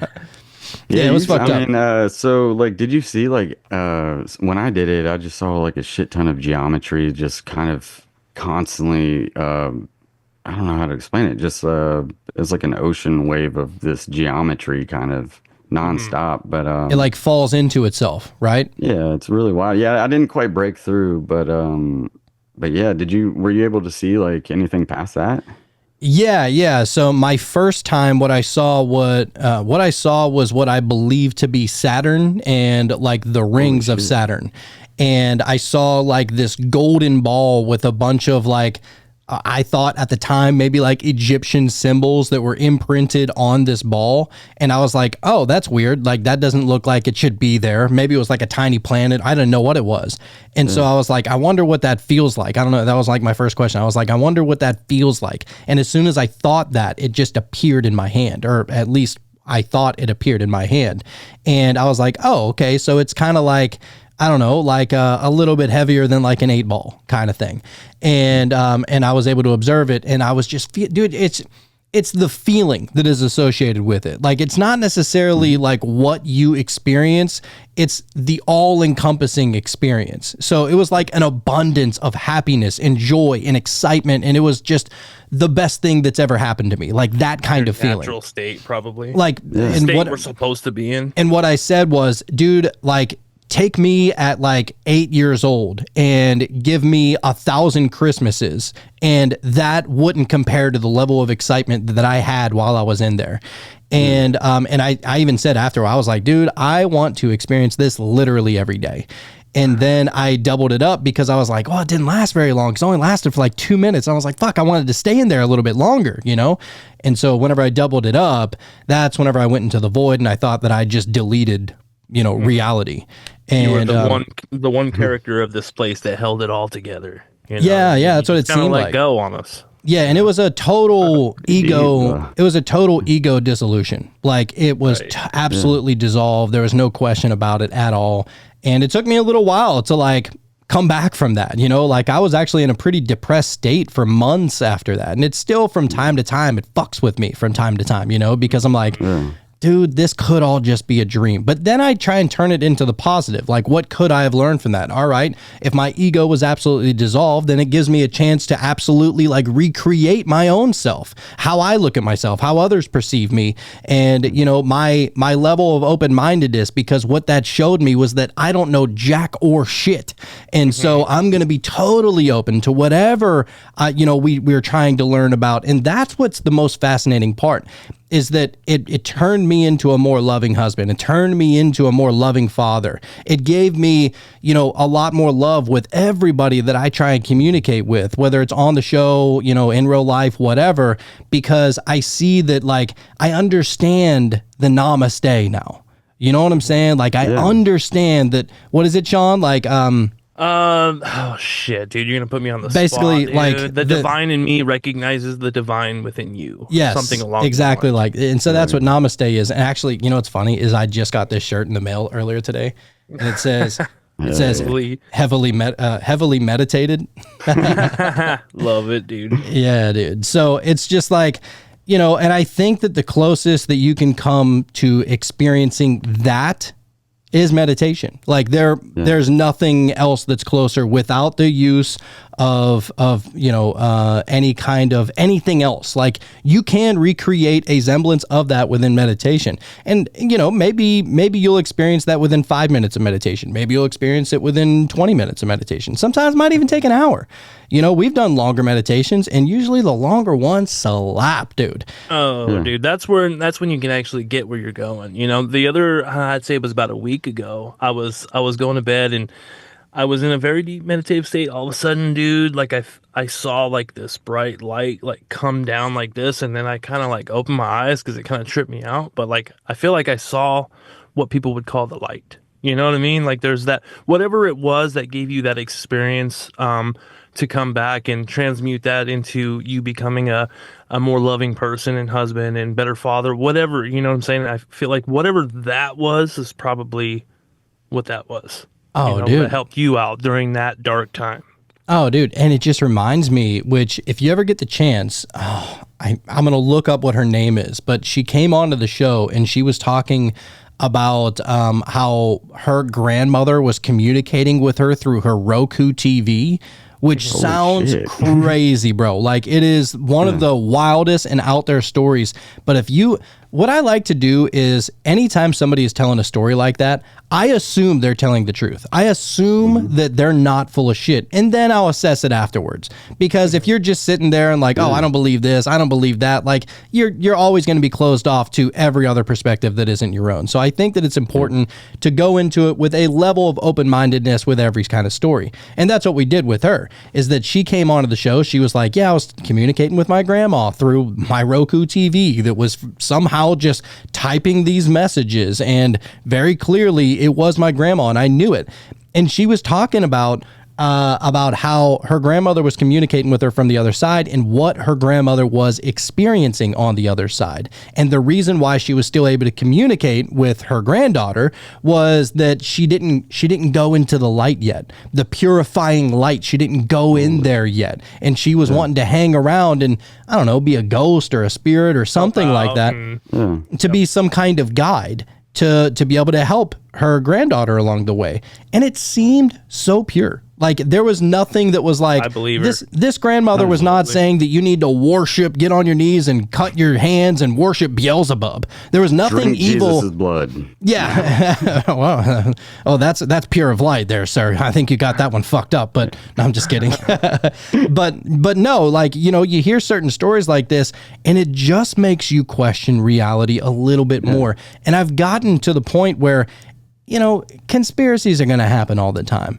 But whenever I see something or I hear a story like this that really makes me question my spiritual reality, that's the atom bomb that goes off within your whole body, right? Like it's that kind of stuff. Dude, I absolutely believe her story, dude. I'm going to be honest with you, because the Roku, like, I feel like that's just such a strange way to communicate with a spirit or a loved one that's passed. Like, it's so strange that I just believe it, because, you know what I mean? Who makes that up? Why would, if you were going to make up the story, that would be the dumbest thing to use to, you would think, create the story, you know? So right. I'm interested. How did she she kind of come across that? How did she come across the Roku thing? How did she come across like discovering like, or just the realization that like, hey, somebody's trying to communicate with me, and that it is like my grandmother? Well, what she found out was that, she was seeing it on the TV, and it was like very specific messages that only her grandmother would know in order to prove her existence. Just like typed out, like just typed out on there. Like, you know, you go like up to the search bar and you can type Netflix or HBO or type in a certain movie title or something like that. Not to cut you off, but wasn't she actually saying that like entire words were popping up? It wasn't like one letter at a time, as if somebody was to type. Because, you know, when you type, it's just one fucking letter and you got to go up and over and then pick R or whatever. I want to say, if I'm not mistaken, that she was seeing entire words just popping up like one at a time. Holy shit. Yeah, and it wasn't like it was being typed out. It was like that and this, and it wasn't like THIS. It was like, it wasn't like individually typed out. You know what I mean? I mean, wild shit, dude. Let me try and see. Kind of like a new age Ouija board in a way. It's kind of getting the word without doing every letter in a way. Yeah, I was like, I'm going to go get me a Roku right now, you know? Brandy Anderson. That's her name. That's right. God damn it. Gotcha. I'm a little mad at myself that I couldn't remember. That was episode 148 for all of the one out there that are curious. Yeah. I'll have to check that out for sure. Oh, dude. One of the fucking awesomest things that we've like. Just it was reach out to her, get her on the show, dude. Might have to get her back. I think she has her own podcast. Yeah. Oh yeah, she's doing things. I see her all the time where I used to. Yeah, she's great, dude. Love her. But just stories like that just make you go, what do I do with that? You know, like, and then it's like, all right, well, I have nothing but Roku TVs in my house. Like, where's my grandma? You know, reach out to me, grandma. Yeah, you start turning them all on like at all times. Where's the message? Right. But I think that, you know, my grandma's a dumbass and went through the light, dude. Yeah. Never gonna get anything. But no, what she was saying about the light was that it purifies you in a sense of like, so. And I was asking her about this, like, you know how they say that you kind of got to be put through the fire to be cleansed, right? Like anytime you boil water, like it cleans the water, right? Like of all the impurities and all floats to the bottom, or it eventually just gets boiled off. And then I was like, all right, well, that kind of sounds like hell, kind of, how somebody might interpret hell. Maybe, maybe we're just misunderstanding hell. Maybe all hell is just kind of like a transitory kind of thing that you have to go through in order for your light to not be so corroded or whatever. It could be something to just make you a little bit more pure. But what she was saying is that, and I could be wrong. It's been a while since we've talked to her, but what she was saying, I believe what she was saying is that, if her grandmother would have went through that light, that cleansing period, that she would have maybe forgot about who her granddaughter was and stuff like that in order for her to go on to the next life. Shit. Yeah. Yeah. So, I mean, a lot of really wild shit like that. And I don't know, maybe that was only for her to hear. Maybe that was only for her. And I think that's where a lot of people get caught up. Whenever you start saying like, oh, God gave me a message, and it's like, all right, did he give you a message, or did he tell you to tell it to the entire world and send them to some place if they don't abide by your rules? Like, I think that sometimes some things are just for you. I don't think there's anything wrong with that. Like, you're not hoarding information. God or the angels or the guides or whatever, they came to you for a reason. They didn't go up in the sky and say, I am here, everybody listen to my words or something. It's like, I think sometimes it's really just for you. So I don't know, dude. 100%. I think that, you hearing that message from your brother saying, I'm sorry, like that is, oh man, like that is, that was for you. It hit deep, man. And, honestly, like even I've had, guys that have near death experiences on, and, one specific one stood out. It was just so freaking beautiful, man. He was like dead for 7 minutes technically, and he pretty much went to like the other side, and he was just shown around everything. But the last thing that happened to him before he woke up in the hospital was Jesus came to him and said, there is no death, and then he woke up.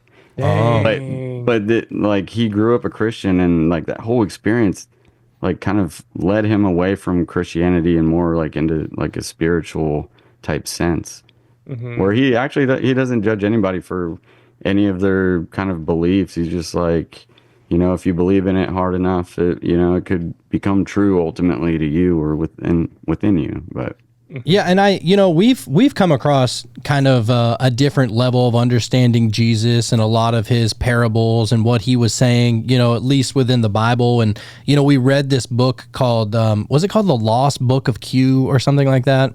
The Lost Gospel of Q. The Lost Gospel of Q, right? Yeah. And it was basically just like, all right, if we separate, all of Jesus's writings from the book, like completely forget about the context in which they were said, completely forget about the order in which they were said. Let's just see what he says, because you would think a Christian is going to follow Jesus. It wouldn't necessarily follow the entire religion, because, I mean, let's just call a spade a spade. Jesus was calling out the Jews a lot, dude. I mean, he was really, yeah, they're the ones that killed him, right? And so, I'm not saying I'm the last person to say you got to throw the baby out with the bathwater. I think that there's always some golden nuggets, even in some bullshit, right? I mean, hey, mushrooms grow out of cow shit. You know what I'm saying? Like, I'm not going to sit there and eat the whole cow patty, but I'll take those mushrooms. You know what I'm saying? And so that's why you can't throw the baby out with the bathwater. But, the Lost Gospel of Q, it puts into context, all right, this is just what Jesus said. And if you read it in the order, it doesn't even matter what order, but if you read it from front to back, that book, it is a completely different picture, bro. Like, it is not even close to what the context of, I'm not trying to say that, like, Jacob, my co-host on the Cult of Conspiracy, he's always like, I need the context. What was he alluding to when he said that? I'm like, I don't think that matters. Honestly, impossible to tell, Yeah, I think that, if you're, I just think that it's more important to follow the enlightened ones rather than people who are trying to interpret them. Oh yeah, 100%, because you're just kind of going off of somebody else's word at the end of the day. And for a long time, churches really, the guy preaching was the only one with the Bible for pretty damn long time. But And the only literate one, usually. yeah, it's wild, man. Oh yeah, dude. I love all the esoteric. Like I want to understand it at a deeper level. Forget the surface level shit. That's why I don't really care about the context, because if this guy was going around speaking in parables, I don't know, people are like, "Well, he had to do that or else he was going to be killed." I'm like, I guess he didn't do a good enough job of it. Cuz they got to him anyway. I don't think that was the only when reason. It was Jesus, they were going to get him, huh? Yeah. And so I'm like, I don't know. I just think that, maybe pay a little bit more attention to exactly what he was saying and try and understand it at a deeper level. Maybe try and, dare I say, meditate on something that he said and try and connect demonic, with it. Jonathan. Yeah, What was I thinking? You can connect with demons. One thing that I've kind of like noticed or just had a thought of was like when they do kind of reach that other side, just like that amount of love that they kind of say that they felt like on that other side. My thought was like here, like, how as above, so below type thing. You hear that all the time. I was just thinking like here on earth to be able to even get close to that amount of love is just the amount of understanding that you have in everything, to where you don't judge people and kind of do that, sending people to hell because ultimately you don't know the full story, Mm-hmm. Yeah. and the only way to actually like get that is to learn, where everything's kind of coming from, or at least the historical account of it. Right. And I do just want to say I know that it might seem that we're a little bit salty against Christians. That's not necessarily the case. It's that, there's just a lot of judgment from certain, I don't even want to say certain people. I would kind of wrap it up as a whole, to be honest with you. There's just a lot of judgment with a very small amount of understanding other people's perspective. Well, when you grow up in that small box, it's impossible to understand where anybody else is coming from. It's like, dude, they're talking about some of the same people with different accounts. You might want to read about it, Yeah, exactly. It's like, they don't want you messing with psychedelics, but turns out there was a lot of ergot at the bottom of those wine cups. You know what I'm saying? Like, it looks like they were kind of tripping. I mean, I think that stained glass windows would look a lot cooler if you were tripping your balls off, dude. right? Divine. Yeah, man. So anyway, you know what? I think we are going to get to the meditation.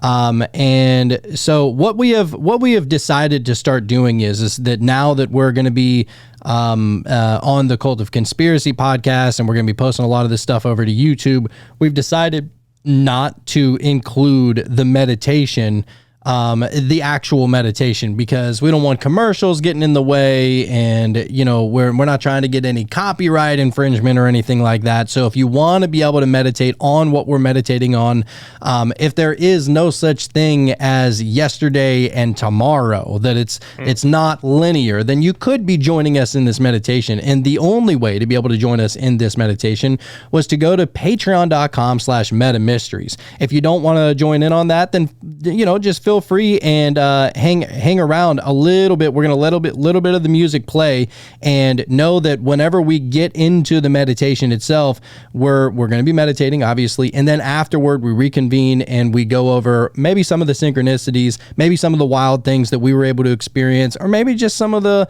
clear, level-headed thoughts that were able to arise after said meditation. So if you want to listen to that, that's going to be included on the podcast. That's going to be included on YouTube and stuff like that. But the meditation itself is only going to be on Patreon. So if you want to be included in that, then just then go check that out.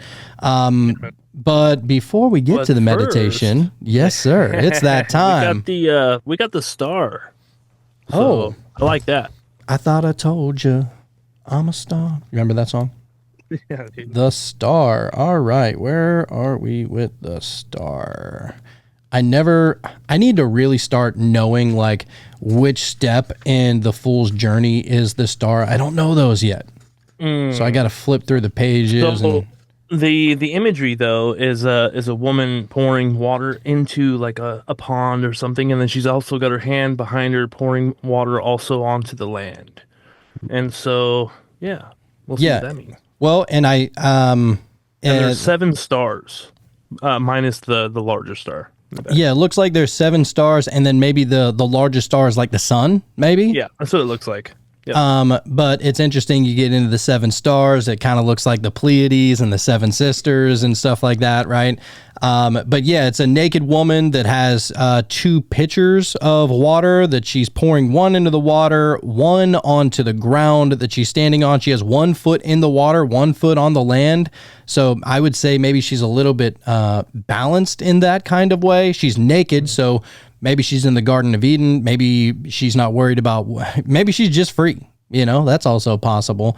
What I also see is there's some kind of little, is that like a little cardinal sitting on a tree? Oh, I don't know what that is. It looks like a little red bird. I don't know if it's a cardinal or whatever it is, but anyway, we can read it.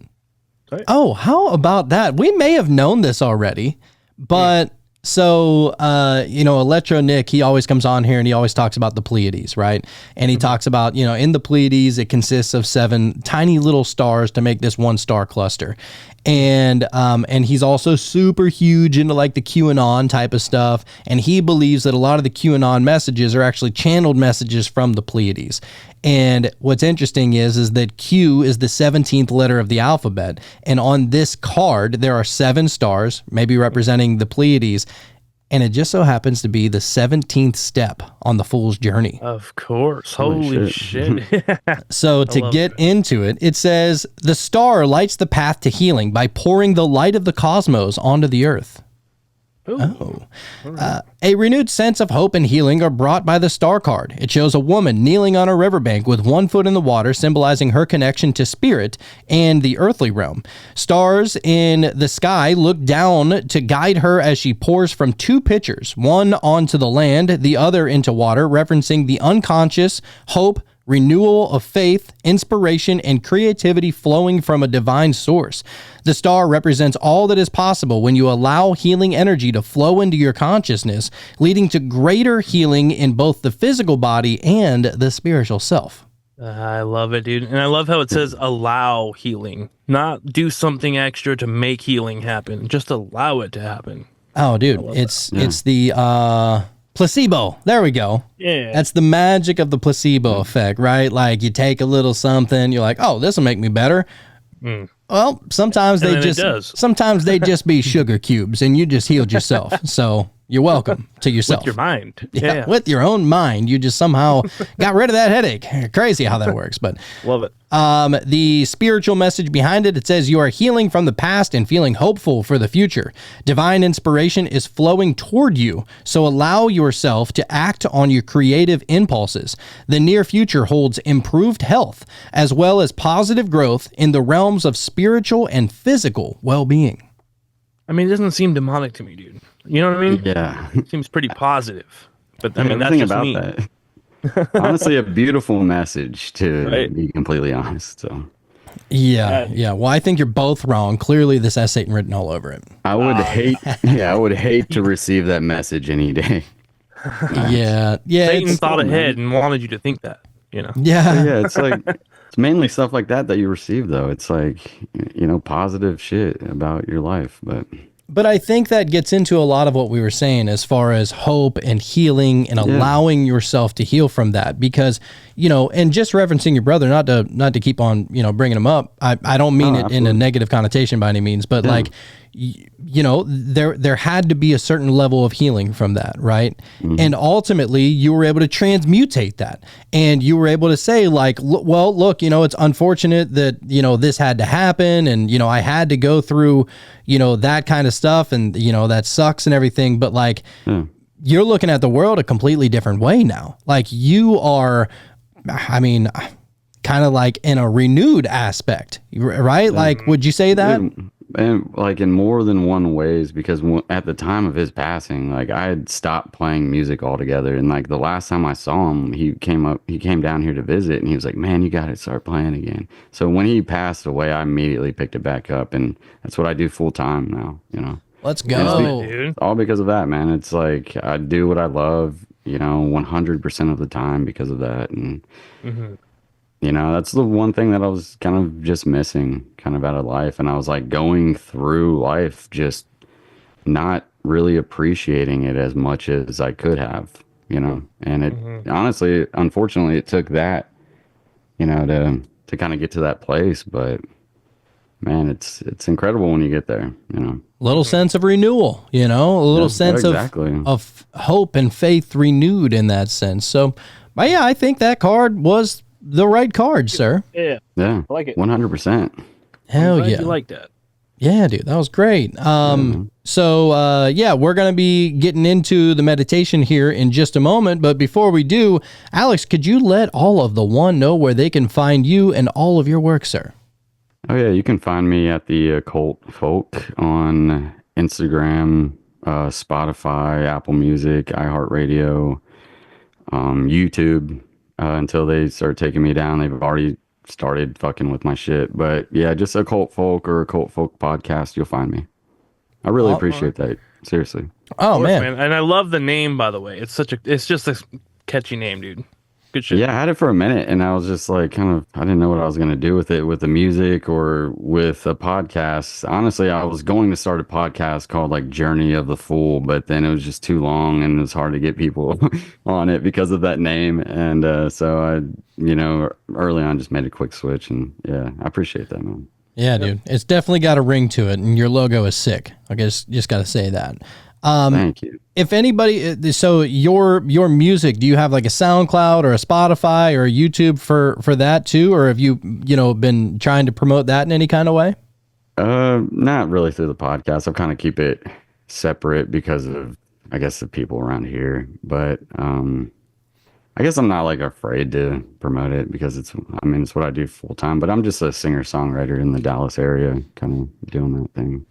Hell yeah. But yeah, I've music all over Spotify, you know, just every kind of major streaming app. But yeah, I'm doing like a songwriting competition that I'm a part of in a radio station up here. Last year I got in I was good enough to get in the finals this year. Right now, currently in the semifinals, so hopefully cross that line and actually win this thing, because just honestly, like what's wild is like learning about all this like crazy stuff about life. It really just like seeps into your art, like in a way like that, without like forcing it, you know. It enters in your art like in a unique way, and it's kind of shown itself recently, and I'm extremely excited about that. So Of course, man. We're just spiritual beings trying to figure all this shit out, and it's gonna come through with your creativity. You know what I mean? So, yeah, man.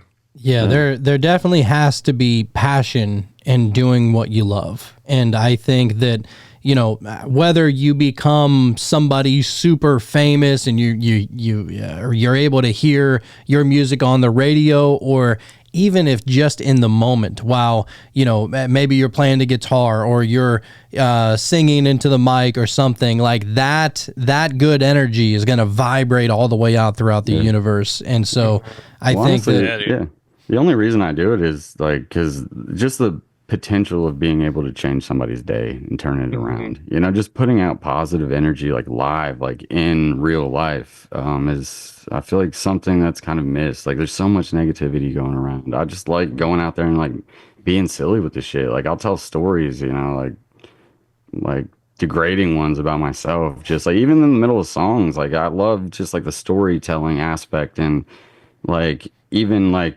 through like this type of thing, realizing that there is like a limitless kind of potential behind like what you can do with even music, or potentially what you write about. So Absolutely, dude. Absolutely. And, you know, like you said, as far as like you going into that songwriting competition, just put it in your mind, dude, that you're going to win. You know what I mean? yeah, and just honestly, go win that shit. yeah, honestly, I don't even do stuff like that to get noticed. Obviously, I'm not trying to promote it right now, but it's just something that I've found that like you can stand up with some of the best in that aspect in this area, and kind of use it as motivation. You know, there's some really damn good people and a part of it, and it makes me kind of like want to reach other levels. But, Oh, yeah. oh will, yeah, dude. I think there's something like I always love the songs that tell some kind of story. And some of my favorite music to listen to is like Irish music, because they are, first of all, hilarious at telling stories. And most of the time there is like a really good story to it.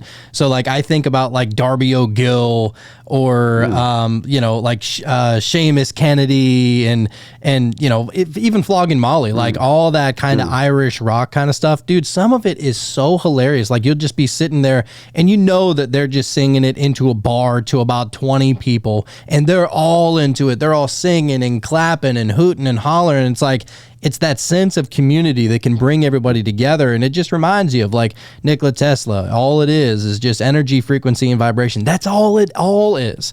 You know, like you get it all the way, like you take a microscope, you go all the way down to the atom, and the atom is 99.9% empty. It's like, all right, well, I guess we're just light. I guess that's all we are. And so, you know, how do you affect light other than energy, frequency, and vibration?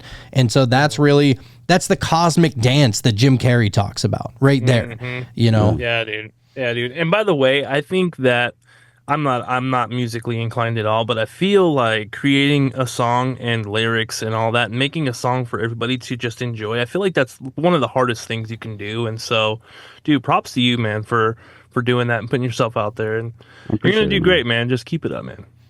Yeah, no doubt. I do have one question for you regarding music. I've always been curious about like how you go about it. So whenever you're creating a song, do you create the music first or the lyrics first? Or do they go, are you creating them both at the same time? Yeah, so that's something that has changed over time with me. Like I grew up just playing guitar, learning guitar, and I always just thought I'd be a guitarist. I don't know why.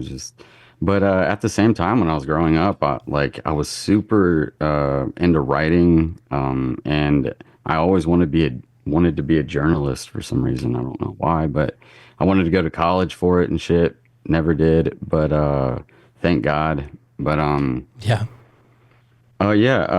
Honestly, have you ever heard of Rick Rubin or like his book that he's put out? I can't remember the name, but it's all about like living like an artist, and it's literally it's kind of made me stop like sitting down and writing.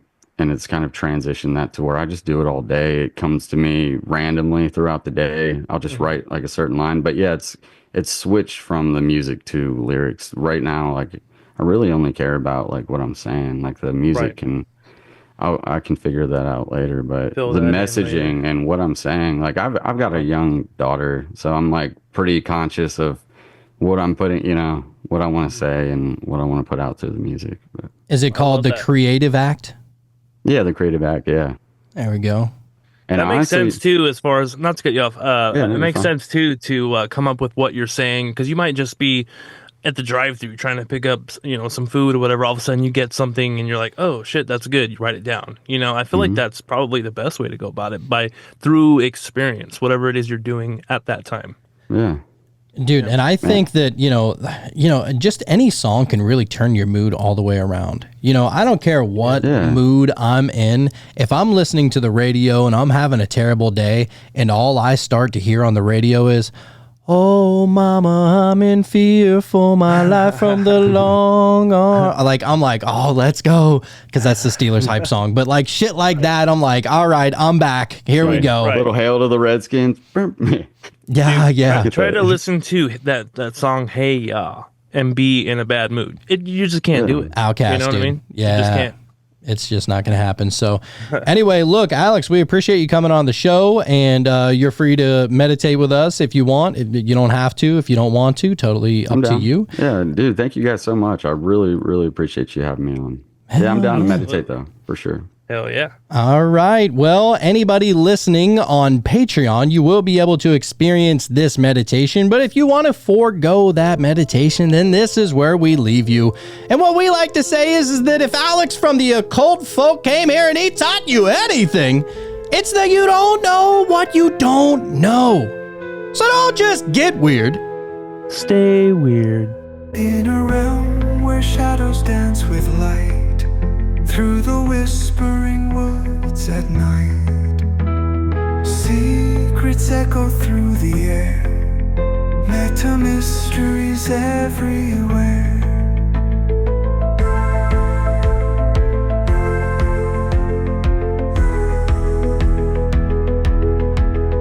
Voices drift on winds untamed, words like spells that can't be named. Close your eyes and feel the sound, journey where no bounds are found. Open doors inside your mind, leave the ordinary far behind. Colors swirl and stars align, in the meta mysteries you'll find.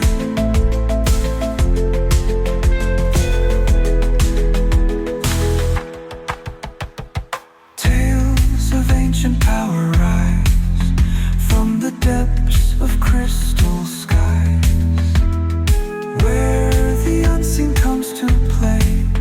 Lost in dreams, you lose the day, chanting truth from ages old. In the unknown we are bold. Let the podcast guide your sight through the veil of silent night.